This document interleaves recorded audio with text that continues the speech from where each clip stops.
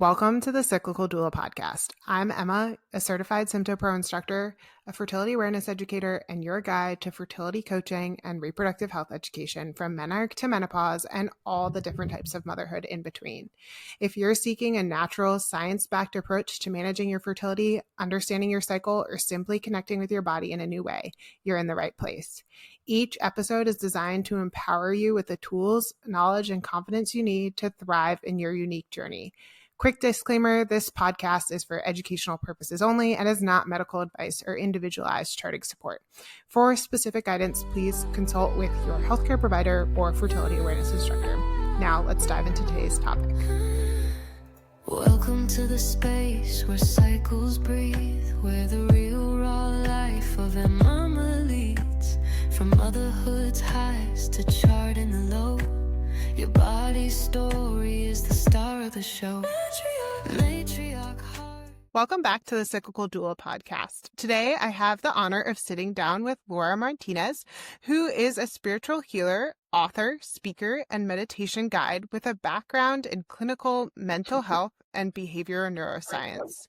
She carries forward a powerful lineage of shamanic healing with her great-grandmother and blends that ancestral wisdom with modern neuroscience, somatic awareness, and energy work.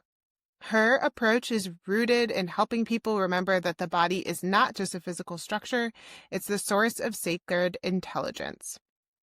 Through her neuro-shamanic work, she's helped clients release old patterns, regulate their nervous systems, and reconnect with their inner guidance that they may have disconnected from for years. She has directed a neuroplasticity center, co-authored a groundbreaking textbook on addiction, and contributed to research at Texas A&M, and also spoken nationally about the intersection of neuroplasticity, spirituality, and healing.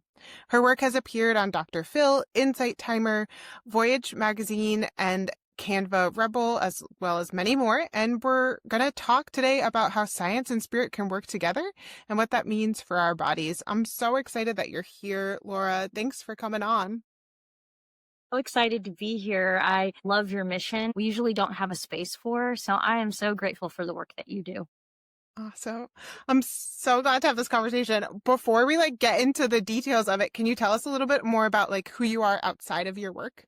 So who am I outside of my work? I would say that I'm a very playful being. I like to play a lot. I prioritize that in my life. I love to travel and adventure, and nature is a big part of my life. I love nature walks, and I do them every single day. But I like to have fun in my life. And my partner, my fiance, and I we laugh a lot. It's like a big part of our connection. So yeah, I say that's who I am outside of the work. Even though it's serious work, I feel like I've got to balance it with fun. Yeah. Yeah. That's awesome. You mentioned a little bit about nature walks. One of my questions that I love to ask guests, is there some ritual or rhythm that you constantly go back to? And is that one of them, or do you have one that kind of sticks out more? Right now, lately, I have been waking up and not looking at my phone for 30 minutes after I wake. And that ritual has been so good to me because it's allowed me to just lay in bed, breathe, and just be. Yeah. And another ritual that I've been doing is I like to wake up and drink hot lemon water. I just feel like it's so refreshing for the body to have that morning. And that's been a good wake up for me. Nice. I'm assuming you use a fresh lemon. Is that? Oh, yes. Yeah. Nice. Yeah. That's awesome. That sounds really cool. And do you have a specific, another question that I love to ask is what's been filling your cup? And I think sometimes people take that literally with things like lemon water, but do you have something else that kind of fills up your cup within that, or does that kind of encompass all of those things? I really think that what fills my cup up is being able to give back to myself. I've got a routine that I do every day. Exercise is a big part of my routine. I I have been diagnosed with ADHD, and like, who hasn't, right? Right. In the 90s at some Yeah. point. That was a big craze. And I've actually done a QEEG, a brainwave, and they said, man, do you know you have severe ADHD? And I was like, oh my gosh, that explains. So many things. Yeah, I get that. But, for me, exercise in the morning has really helped just Yeah. to get me into like a really centered place.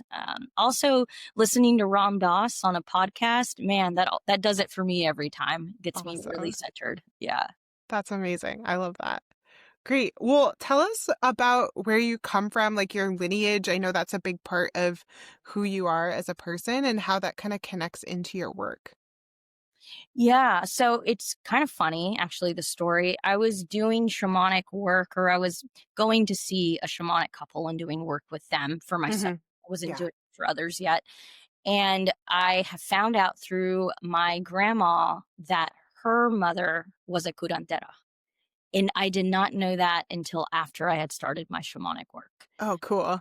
It was so cool. And I get really emotional every time. Even though I've talked about this on podcasts so many times, it's just incredible the way that our DNA is wired to find our purpose, Yeah. to know that it was in my bloodline. And it was crazy because I was over at my grandma's house and we were having dinner, and she was talking to me about the work that I do. And at this point, I was working at a treatment center, a substance abuse treatment center, and I was starting to bring a little bit of the work together, over to the facility. So I was doing work with the shaman couple in Costa Rica, and I started bringing just like guided visualization and just the basic stuff. I wouldn't say Yep. full-blown shamanism at that point, but Yep. and I started talking to her. I said, you know what? I'm going to give her the authentic answer of what I actually am interested in. Yeah. And I told her, and she said, my mom did that. And I said, what? And she said, your great grandmother was doing that kind of work. And I said, what do you mean? And she said, when I was a little girl, I remember people would come and knock on our door at night, and they would want cleansings, limpiezas is how we say it in Spanish. They would want healings. They would be sick to their stomach, and they would want her to work with them. And so she said, I remember that we would have to go in the mountain to do that work, because at that time, she would have been persecuted for doing work like this. Yeah. It's considered witchcraft, right? Right. And so it's incredible to find out, all these years later, I'm able to live in this modern society and do this work for clients and people and talk about it on a podcast. And Yeah. back then, my ancestors would be killed for doing this Yeah. kind of work. So it gets me very emotional to talk about. Absolutely. Yeah. Yeah. That's amazing. Well, thanks so much for sharing that. And it's what an amazing connection that you were able to have through your DNA and through that lineage. That's so awesome. For somebody who's listening who might not have heard of shamans or shamanic work, could you just give us brief description of what that looks like for people, or what that healing is like? Yeah, that's a really good question. And I always like to answer that, especially with clients who want to work with me and kind of Yeah. explain what this is. Because I like to demystify it, because a lot of people are like, wait, what is this Yeah. shamanism? Is it like Right. in person in the woods? And not necessarily, right? The study of shamanism is the belief that your body and you can heal yourself by using all the resources that you have. So these resources might be your breath, it might be spirit guides, Mhm. it might be your support system, it could be the way that you breathe, even, and how you live your life, your lifestyle. And so it's the belief that the client that comes to me has the ability to heal themselves. And me as the practitioner, what I do is I connect them to how they can do that, and how they can Mhm. listen, and how they can align with their higher selves. And so shamanism basically is just the belief system that you can do this and your own answers. So I'm not there to do necessarily talk therapy or to provide them any advice. I'm there to help them Yeah. find their own answers. Yeah. That's amazing. Mhm. So you mentioned that you have this scientific background, that you've studied some of this in the traditional, maybe Western medicine factors. What does that look like, and how did you kind of start combining them? Yeah, so when I was in my undergrad, I started working with a professor. I had a class and it was on neuroscience, Yeah. and it was just supposed to be like, an entry class or whatever. Right. And I did really well on the test, and he was impressed by that. And so he asked me if I wanted to come work at his research lab. And at the time, I was like, heck yeah, I make $25 an hour back then. I Yeah. was like, yeah, this is awesome. I'm gonna be racking in the dough. And we started working with rats and mice, and it was actually a substance abuse type of research project. Yeah. And so that got me really connected to the neuroscience, and I ended up loving it so much that I decided I'm gonna do this as my major. And I was Yeah. already in psychology, so all I had to do was tack on neuroscience classes. Right. And so I started doing that, and I just fell absolutely in love with neuroscience and the study of the brain. And at the time when I was going to college, and I don't want to date myself, but it was it was a ways back. Yep. But neuroscience was a baby. And Yeah. so it was all of these new discoveries about how we can change our brain, and neuroplasticity was just such a new term. And oh my gosh, we can create new neural pathways. And so I went down that and this is a long story and I'll make it short, but It's fine. Yeah. I was in that path for a while. And when I graduated, I got an offer to work at the Cancer Institute and do basically research on rats all day, right? Yeah. To me, I was like, dang, that's awesome. I'm gonna like really get in there. And they offered me a big paycheck for back then. I was like, wow, this is gonna be amazing, right? And my mom ended up getting into a severe accident, Mm. and she fell down 3 flights of stairs, and her neck was just completely just wrecked. So her and my dad were running some vacation homes down in South Padre Island, and my dad called me and was like, I would hate to do this to you, but is there any way you can put a pause on your life and come home? And Yeah. my family is not the type to ask that. So I knew it was a big deal. And so Right. I paused and was really bummed out, but at the same time I really wanted to be there for my mom. She's one of my best friends in the world. Yeah. I was there for her, and during that time there was a treatment center that happened to be on South Padre Island, and I was like, I got to do something to volunteer or do something Right. in a scholarly way. I just needed to be fed in that way. And I started volunteering there, and they actually had a neuroscience department. It was so Oh, nice. I was like, what? And they were like, you have a degree in neuroscience? I'm like, yeah. And they're like, the person running the neuroscience department right now is just like, pretty underqualified. Yeah. And so I started working there, and I just fell in love. And that's when I started working with people. And Yeah. my direction just completely just went Yeah. direction. And so that's a long story, I know, but that's how I kind of got rerouted from the Western world and working with clients in a substance Yeah. use treatment center. Yeah.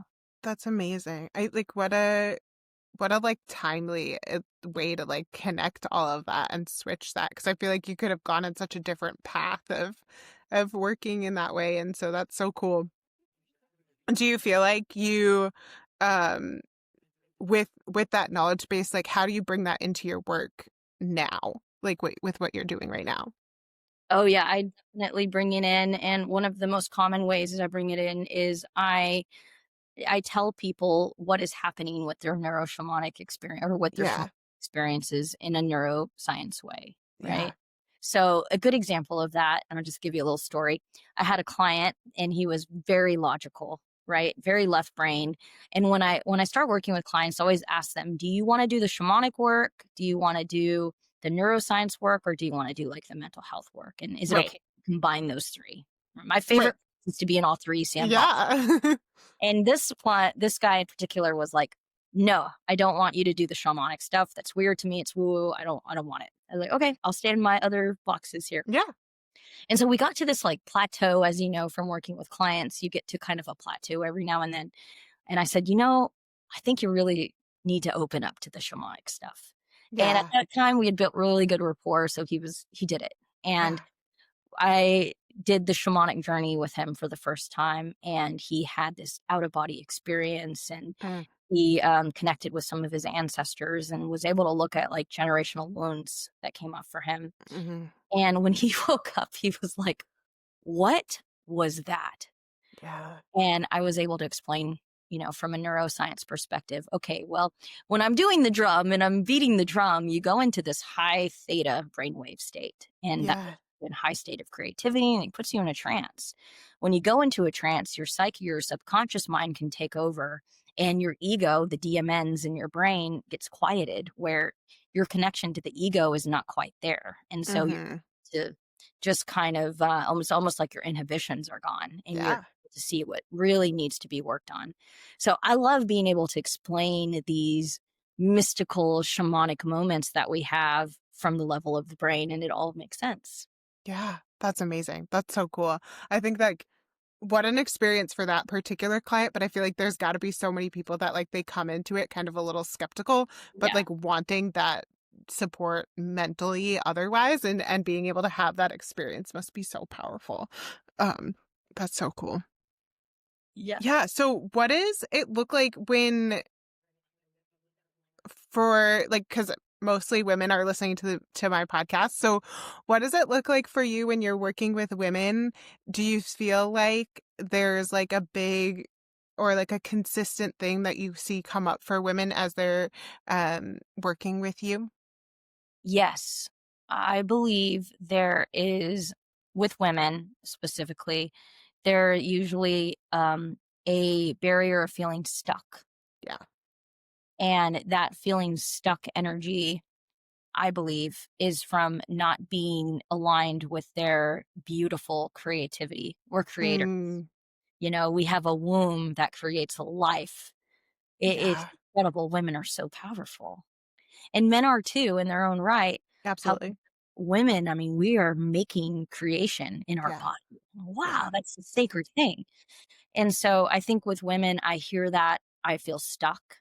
And the Mm, comes to me is this woman's out of alignment with her creation yeah. and what she feels her desire is and what she needs to be doing to have that fulfillment. That's yeah. That makes totally makes sense. And I could see that. I could see that playing out with people that I work with too, for sure. Do you feel like when people are in that stuck state that there's like one specific way to start getting out of that space? Hey friend, quick pause before we keep going with today's episode. If you've been curious about learning to chart your cycle, but the whole thing feels just a little overwhelming, I made something just for you. It's my 14-day charting challenge. It's a completely free experience inside my private community. For 2 weeks, you'll have the opportunity to go through simple daily practices that will help you tune into your body's natural rhythms without pressure, without perfection, and without needing to know anything ahead of time. You'll get a chart to use, 3 short, confident building lessons, and a supportive space where you can actually start to understand what your body is showing you. It's all bite-sized and totally doable, even if life feels super full. So if you've been wanting to learn a fertility awareness-based method or just feel more connected to your cycle, come join us. You can sign up at the link in the show notes or going to my website, emma.com, and clicking on the free charting challenge. All right, let's get back to the episode. Yeah, one of the first things I ask people is their lifestyle. Mm-hmm. What are you eating? How's your sleep? All the Yeah. basics, right? And really looking at, are you in alignment with your life? Mm-hmm. And I could have a client that is doing all of the things, right? Like, Yeah. but Laura, I wake up, I meditate, I go on a walk, I do all these things.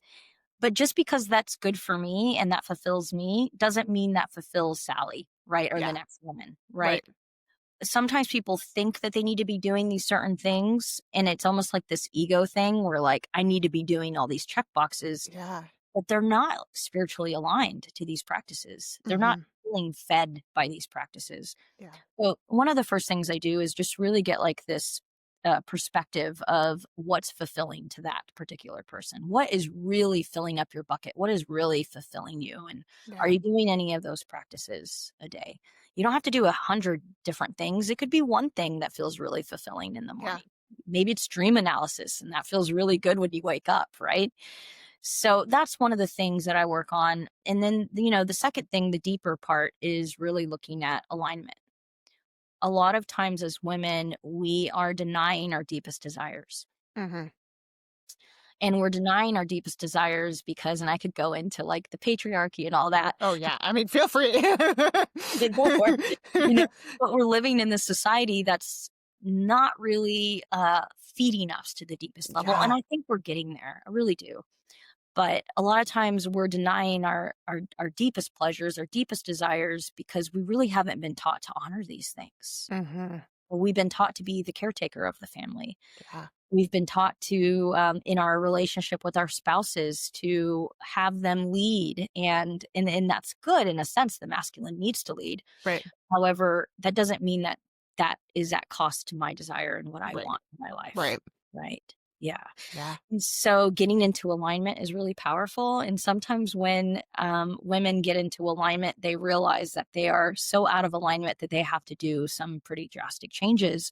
But Mm-hmm. these drastic changes lead to their fulfillment and their happiness in the long run. Yeah. Yeah.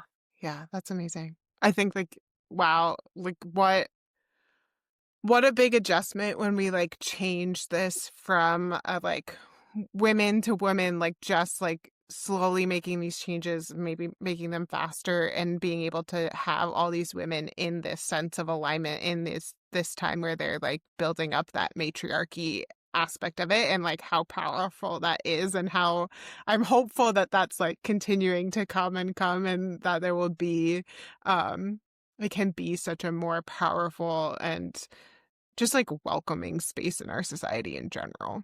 Oh, yeah. And, I know it's okay to talk about this on your Yeah. podcast, but, even sexuality, Yeah. right? Sometimes I'll ask women, what pleasures you Yeah. in the bedroom? What feels good? Well, I don't know. I kind of just lay and do what he Yeah. wants. And so even having a woman lean into, well, start figuring out what feels good for you, Mm-hmm. engage in self-pleasure, or, and so on, and see what talk to your partner about what you like. And even though that seems maybe like a small thing, that really can lead to an awakening of the feminine Absolutely. divine. Yeah. Yeah. Yeah. Absolutely. Yeah. For sure. 1,000%. Do you feel like you see patterns that come up for women that are happening cyclically in different parts of their menstrual cycle when you're working with them? Oh my gosh, yes. Yeah. Definitely. Definitely. One of the things I usually ask my females is about their hormones, Yeah. and they have gotten a hormone check, and especially if it's that pre-menopause or Yeah. menopause phase of their life, like it's just really necessary because things can get out of alignment and out of whack.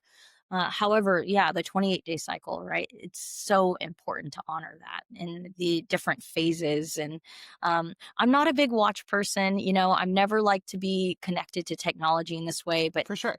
but the watch that I have now, it actually like will tell me when my period's going to come, if I'm in the luteal phase, if I'm in ovulation, like what phase am I in? Yeah. The reason I like that is it really teaches me to honor myself at the different phases. Like, Mm-hmm. well, if I'm in that phase where I'm, in my period, I'm not going to like go extra hard at the gym. I'm not going to press myself that way. So in that really relates to the type of work that we're doing too. Like Yeah. clients, like I might schedule less clients, during my menstrual For cycle, sure. take more time for myself. And I really do encourage the women that I work with to look at their phases and know, have a calendar if they have an app that tracks these things, because we really need to honor that we are a fluid. We are Yeah. fluid, and that we have different phases that we go through. Absolutely. I feel like so I teach people how to track their cycles by looking at those biomarkers on a daily basis. And I think that's one of the things that I love the most is when somebody comes in and they're like, oh, like I know now for sure that I'm in this part of my cycle and I see this playing out in all of those different aspects and can implement it in all of those different ways. And it's such an amazing experience to be able to watch them take place and then be able to have that type of just knowledge around it. You mentioned like hormone levels being out of whack. what does that look like with regards to work that you do in either how you treat that or how you bring that up when women are coming into this space with some of that out of whack? That is such a great question. I work with, I'm not an MD, but Right. I one of my dear friends. We do a lot of consulting and we do a lot of work together. And we actually have a company together called the New Medicine. Awesome. And we work with people, both doctor and practitioner, and it's like Western and Eastern Yeah. together. We Love can that. meet with you one-on-one, us two, and we can get a game plan. And so one of the things I do is I either refer to her or she can do a full battery. She does a Dutch. I don't know if you're Yeah. familiar with the Dutch. Yeah, the spit and the pee test, Yeah. able to really look at people's hormones. And I've actually had my done, and I saw that I had a little bit of out of balance. And so one of the ways that she does it is she has people get on supplements. Yeah. And she's not a big pharma person. She thinks that we can align with diet. So about nutrition, eating a Yeah. lot broccoli and kimchi and all these things are very nourishing For for us, sure. right, in our hormone cycles. So once she meets with her, they get a game plan with her, and then we work off of that game plan, and we really use that in our work together. And accountability is really good for these sorts of things, because Yeah.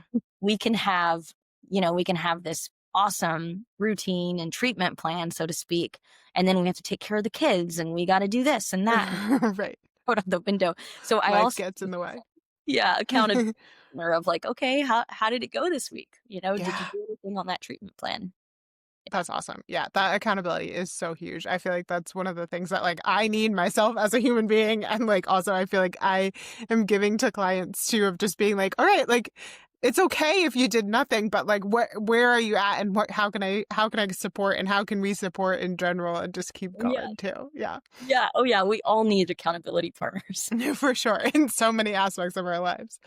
Um let's see. What do you feel like? I think a huge thing that comes up for a lot of women is that once we start doing some type of work of realizing what's going on, and like what's in that space behind what's really going on in our bodies and how we're reacting to situations, sometimes some trauma comes up. And how does your work kind of sit with that and support that,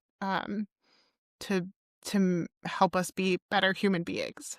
Yeah, that's a great question. Whenever I'm working with someone with trauma, it's always important that we are working with the nervous system. Yeah. And so one of the things about that is learning how to regulate your nervous system, Yeah. right? Teaching women to do something, one thing a day, that is training your nervous system to calm, because Hmm. you can't treat trauma whenever the nervous system is a sympathetic arousal state. Yeah. You just can't do it. Our brain doesn't change. There's no transformation. You can't lay new neural pathways in the brain whenever you're in a state of arousal. Right. So teaching somebody how to get into that calm state is the first thing with Yeah. trauma, right? Also giving them coping skills, learning to have a safe place in their mind. The brain doesn't know the difference between imagining it and actually seeing it. Right. I use visualization a lot, because you're teaching the brain, oh, I do have a peaceful, safe place I can go to. Hmm. It's here. And so giving them a lot of coping skills before they work with the trauma. When I feel like somebody has coping skills, they know how to calm, all of Yeah. that, regulate, then we can go into that deeper shamanic work. And that deeper shamanic work is really going into inner child work. Yeah. A lot of times our trauma is created from, birth to age 7. Right. And so going back into those times and really asking the client, like, what does that child need? How can you Hmm. give that child that? Having them go back with a trance state and going and visiting their child and connecting with that part of ourselves. Mm. In shamanism, there's a belief that when we have trauma, we have a soul loss. And a soul loss, what that is when the trauma has happened, there's parts of your soul that has been lodged in the different time of the trauma. Hmm. So bringing back those pieces of your soul are important. Yeah. And so when it's time, we will do a soul retrieval. And the soul retrieval is getting the client in a really comfortable, very safe place. Obviously, me and that person, that we need to have a good rapport. For sure. Some shamanic practitioners that will like just do a soul retrieval like without even knowing the person. I think that causes harm. It can create Mm. problems. I really that's the good thing about having my Western Yeah. license is is being able to like come at this from a very ethical Yeah. standpoint, right? For sure. So the soul loss can be really jarring because what you're doing is you're basically finding the parts of your soul that were lost during the trauma. Yeah. And so we want to make sure that the body is safe for Hmm. these parts of the soul to come back. And a lot of times there will be almost like this grief that takes place Yeah. from them recognizing my soul has been not with me. I haven't Hmm. felt.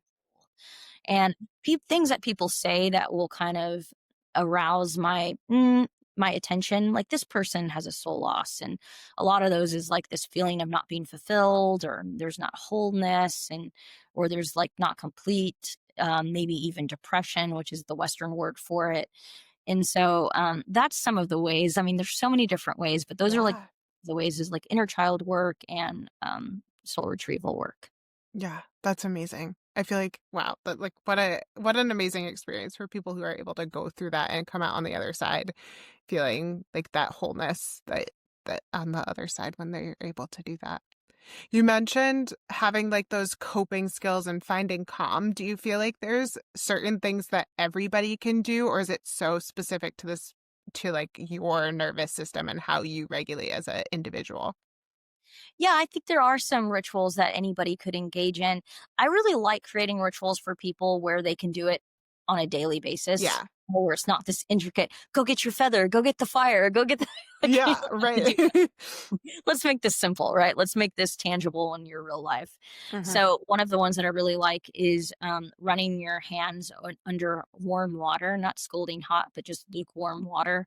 And while you're receiving the water, saying, I'm nourishing my soul, right? And you're Mm. just bringing that ritual. And really what that does is it allows your nervous system to calm. It's Yeah. activating the vagus nerve, but it's also sending this message of, okay, I have water, I have abundance, and it's in my hands, and it's almost like this symbol of receiving, Yeah. right? So that's a good one. I also like just the simple placing, your hand over your chest, right, skin to skin, and being able to connect with the heart and breathing into the heart. Hmm. Also for people that are disconnected from their body, because there's so many people that are disconnected from their Yeah. body, putting a hand on, any part of their body, let's say the womb, if it's a woman, and asking themselves, what emotion am I feeling here? And breathing into that system, just kind of Mm. questioning what's Yeah. happening here, what emotions are here, and just allowing yourself to bring that awareness. So I like these little rituals of like self-touch and asking Yeah. yourself questions, and just my ultimate favorite one is putting your feet in the ground, you Hmm. know, and grounding outside and bringing up that earth energy and up from your Yeah. yeah. Absolutely. I feel like there's so much power in just being able to like feel your body in those moments to get back to calm in so many ways. And I think as a parent, like that comes up a lot about like teaching my littles how to do that well too. And it's like continually brought up things for me of like, all right, like how can I do this myself, but also then teach them skills as well. Yeah. Oh yeah. Yeah.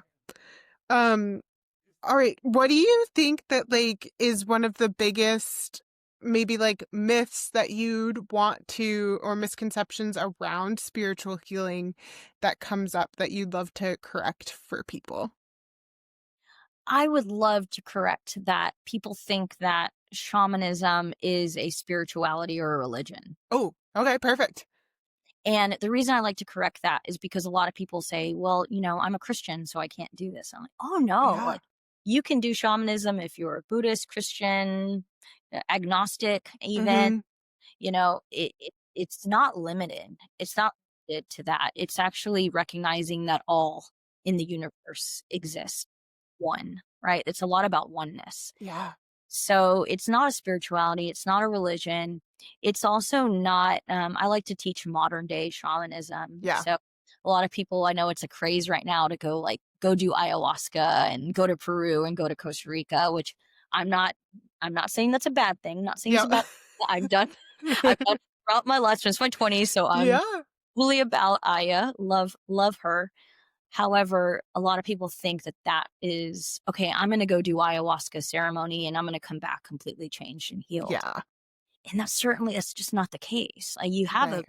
big, profound experience, but there's an integration part that needs to happen if you really do want your life to change. Right. So I gave you two, right? Yeah, Like, no, that's good. I love that. go get ayahuasca and think you're just gonna completely, revamp your life. It usually Yeah. doesn't work that way.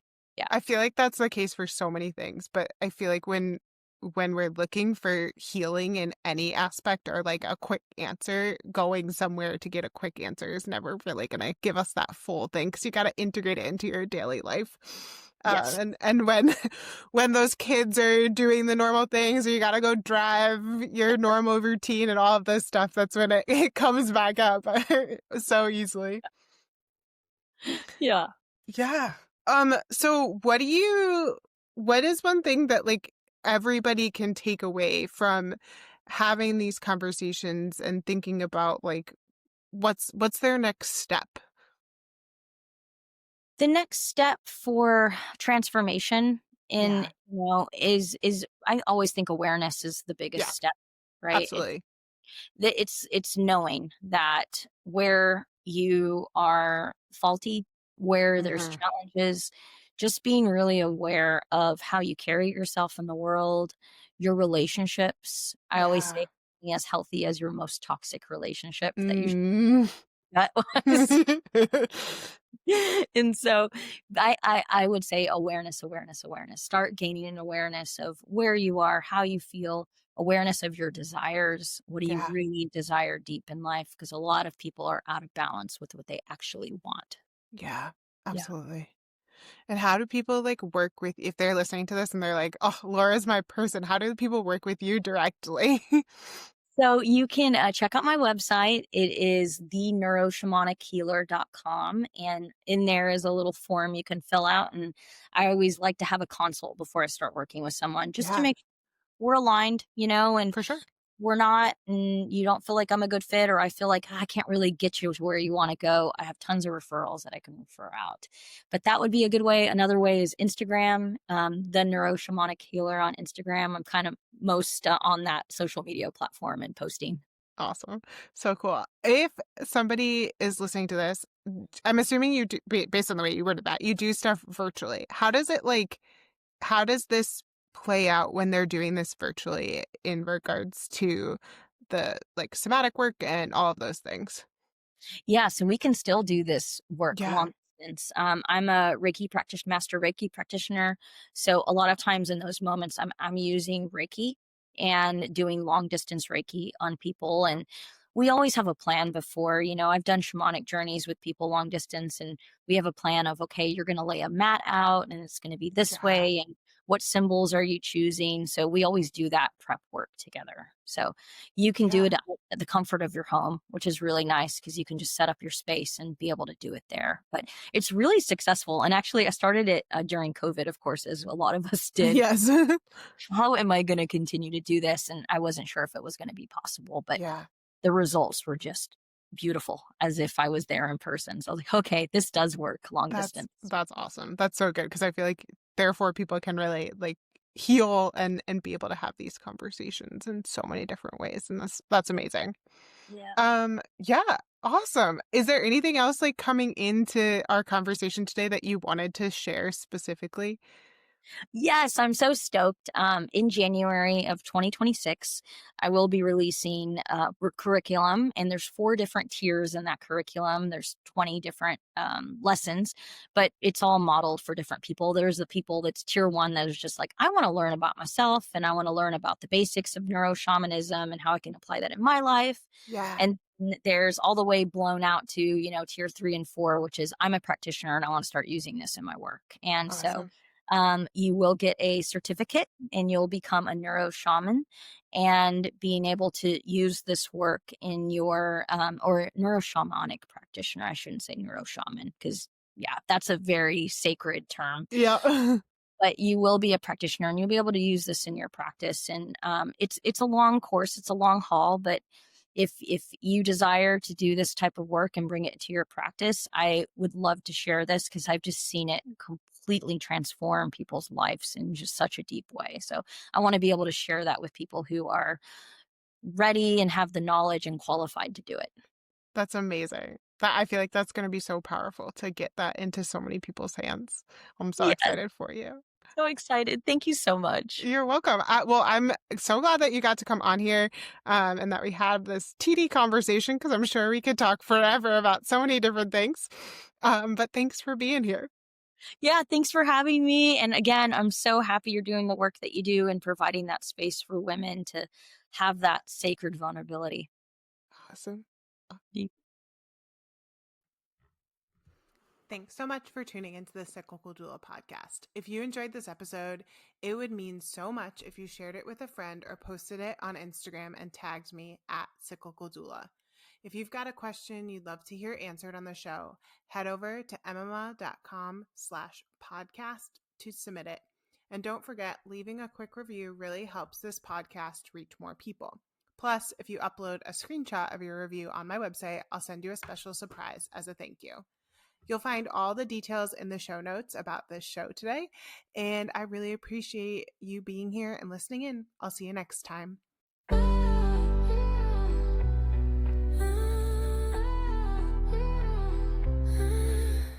Welcome to the space where cycles breathe, where the real raw life of a mama leads, from motherhood's highs to charting the low. Your body's story is the star of the show. Matriarch hearts, cycles that speak, charting the truth in every peak. This is the cyclical doula sound, where body wisdom is always found. Matriarch hearts, cycles that speak, charting the truth in every peak. This is the cyclical doula sound, where body wisdom is always found.